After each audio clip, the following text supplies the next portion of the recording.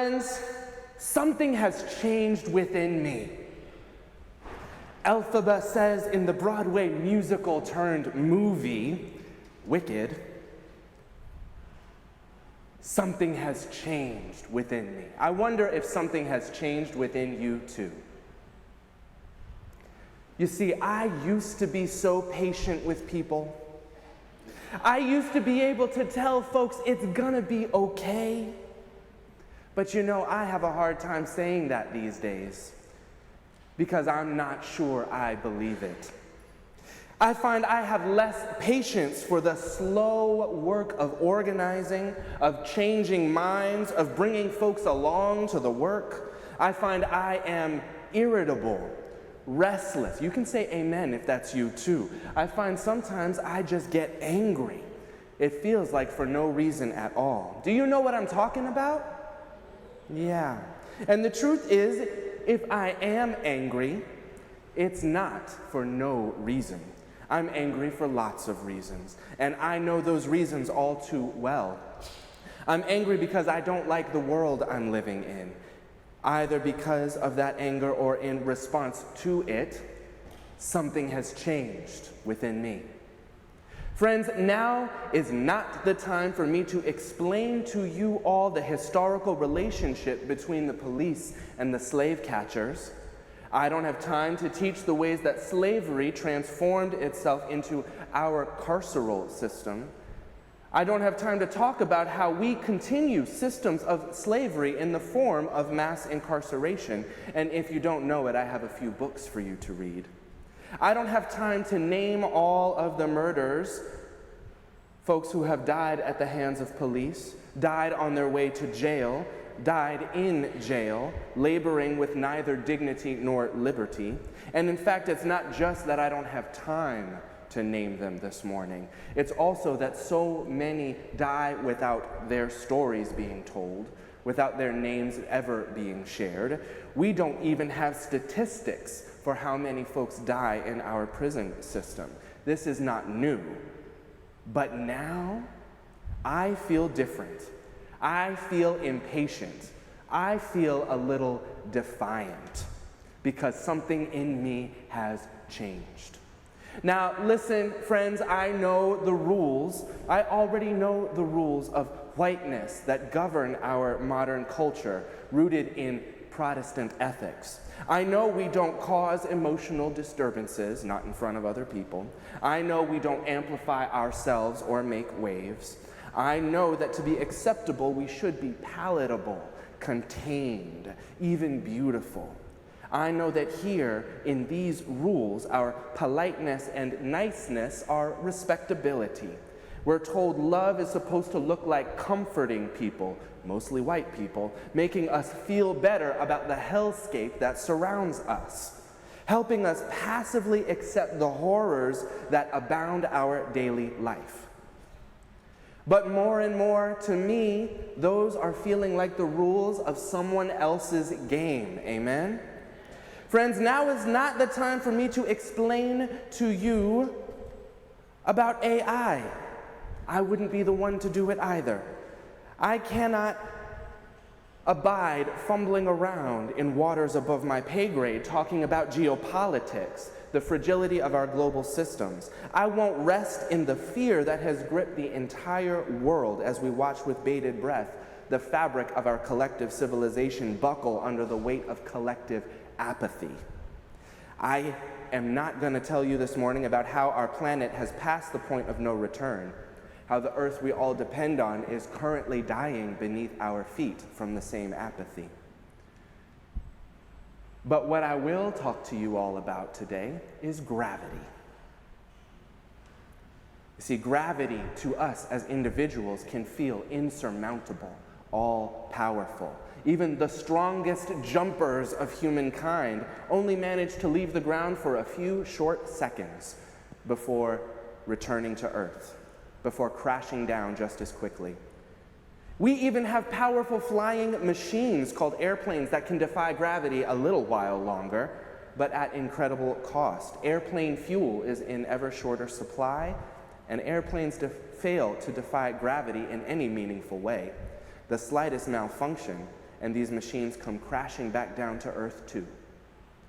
We've even seen recently how space programs can build rockets, bringing a few human beings far enough away from Earth to be released from gravity, and yet, far away from Earth, isolated and alone, even astronauts struggle for even the basic necessities of life, necessities freely given here on Earth. The most dangerous moments for human astronauts after takeoff are the return to Earth, when gravity and the friction it causes with our atmosphere work together to threaten the survival of anything coming back to gravity. And gravity wins far too often for comfort. In our current world, in our current lifestyles, the all-encompassing global culture of violence and degradation of our times can feel just as insurmountable as gravity. To say nothing of war, the systems that govern our world are rooted in hierarchies of value that place the value of the vulnerable beneath the powerful, the weak below the strong. It can feel heavy as gravity. As Unitarian Universalists, we are fighting to build beloved community in a world hostile to mutual aid and the practice of love. We can experience the pull of individualism and competition even in our communities. The resources required to care for one another, to show real love to one another, can feel like they are eluding us more and more. Violent organizations like ICE and our federal government exert even more power domestically and abroad. Resisting the government can feel like defying gravity. Sure, we can show up to a march, but then we come back home, scroll through our Instagram feeds, buy more than we need on Amazon, buying things built by prisoners delivered to our front door by laborers working for less than they deserve. Sure, we could pay more to seek out systems of justice, but as the cost of living outpaces our wages, resisting the economics of scarcity can feel like defying gravity too. It is it any wonder so many of us ask ourselves, why bother?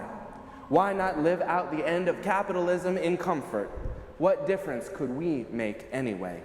Those of us who value human life, who value collective responsibility, who seek mutual care and love, too often we find ourselves embroiled in interpersonal conflict, second-guessing ourselves, second-guessing our neighbors, seeking comfort at the expense of relationship. It's easier to point fingers than change ourselves. Better yet, it is much easier to stay asleep than change anybody. It's easier to trust authority than to trust our neighbors, easier to trust our comfort than our instincts. But when we do that, friends, we know in our bones something is terribly wrong. Do you know what I'm talking about? We see what happens when we try to close our eyes and leap. We fall right back down. When we try to resist, it is as if our resistance is so easily co-opted by neoliberalism, by mass culture, so easily ignored, that to try to defy gravity feels like a fool's effort. But friends, this is not the end of the story, it is the beginning. The world wants us to believe that it is as strong as gravity, but it isn't. We have forgotten our collective power. We've forgotten that as human beings, we possess a magic deeper and more ancient than the systems that govern us. We possess a capacity for survival, a capacity for joy that is inherent and unalienable. We have forgotten that we are, each and every one of us, sorcerers. We can weave not only the means of our survival, but the reasons to survive, our joy, our love, with bodies and bare hands. We have forgotten that a human being is not just a human being, but a living, breathing miracle. The reason Elphaba was able to defy gravity is not because she was alone as a sorcerer. It is not because she was better than everyone else. It's not because she was stronger or more magical. It was because she tried. And friends, we must try. We must believe we can try. We must defy the gravity of isolation and shame, the gravity of violence and slavery, the gravity of these broken systems. It may seem like a fool's errand to defy the ways of the world, but it is not. It is the means of our collective survival.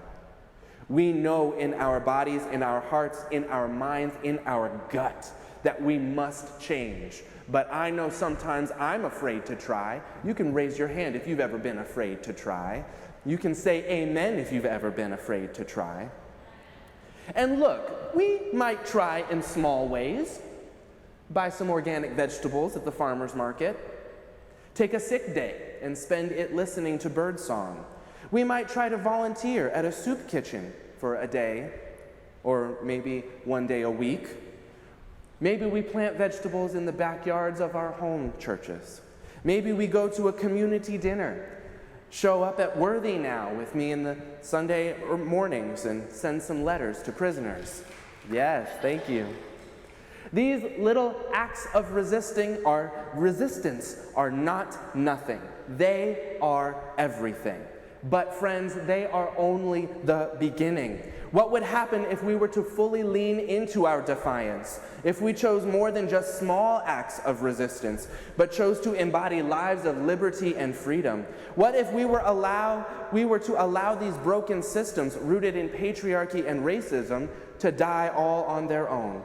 I'm talking about systems of justice that serve only some of us and victimize others. I'm talking about family systems that separate children from parents, spouses from one another, and families from communities, making us governable and tame. I'm talking about financial systems that require us to make ends meet all by ourselves, that forces us to sell our most precious resource, time, in exchange for broken promises. These systems may feel as powerful and necessary as gravity, but they are not. They are not as powerful as gravity. What if together we tried defying gravity? What if we tried defying the systems that feel ubiquitous, but are the source not only of death, but the living death of our isolation and depression? What if we tried caring for each other? What if we tried caring for strangers? What if we tried giving away what we thought we needed? What if we tried something a little risky? Now hold on, you might say. Brother Zachary, what exactly are you asking of us? Are you suggesting we let it all go? Are you asking us to pretend like we can make it on our own without these systems? What are we supposed to do? Quit our jobs? Boycott hospitals? Are you telling me I should never eat another Big Mac? Are you asking me to sell my house and live on the street? Are you asking us to take up arms and storm prisons to free the incarcerated inside? What then about our communities? If we destroy prisons, won't our neighborhoods then be filled with those criminals? Are you asking us to resist the police, who show up not only armed, but with the authority of our collective society?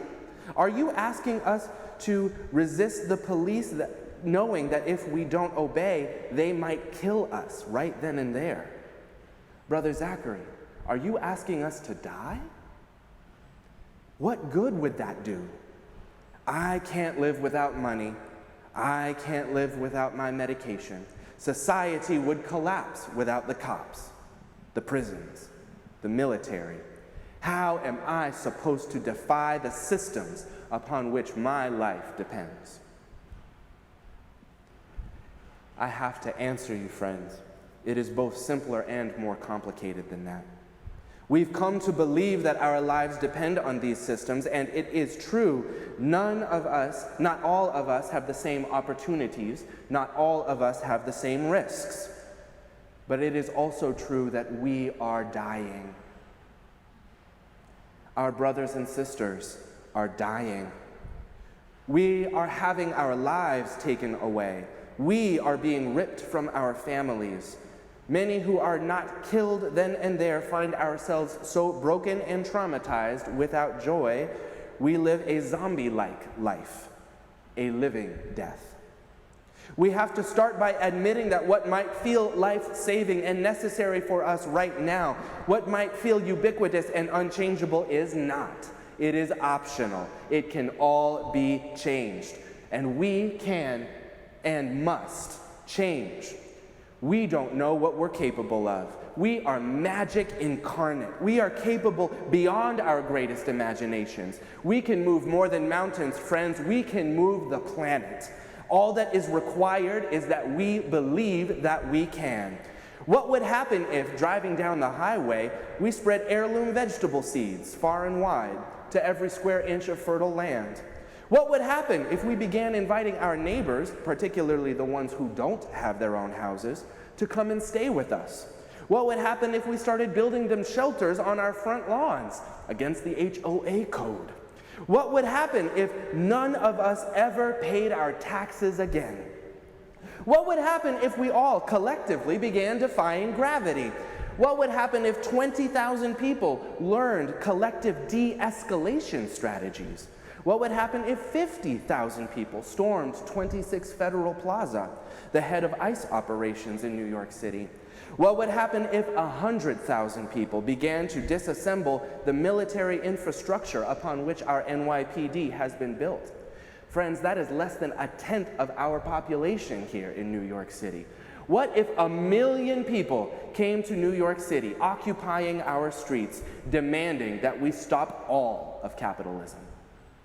The time has come for us to get creative and risk more than we think we have to risk, because if we don't, we will surely die. We will surely lose everything. Some among us do, in fact, need to quit our jobs urgently. Some among us need to stop seeking treatment from a medical system that isn't helping but is hurting us, and which sees us only as paychecks.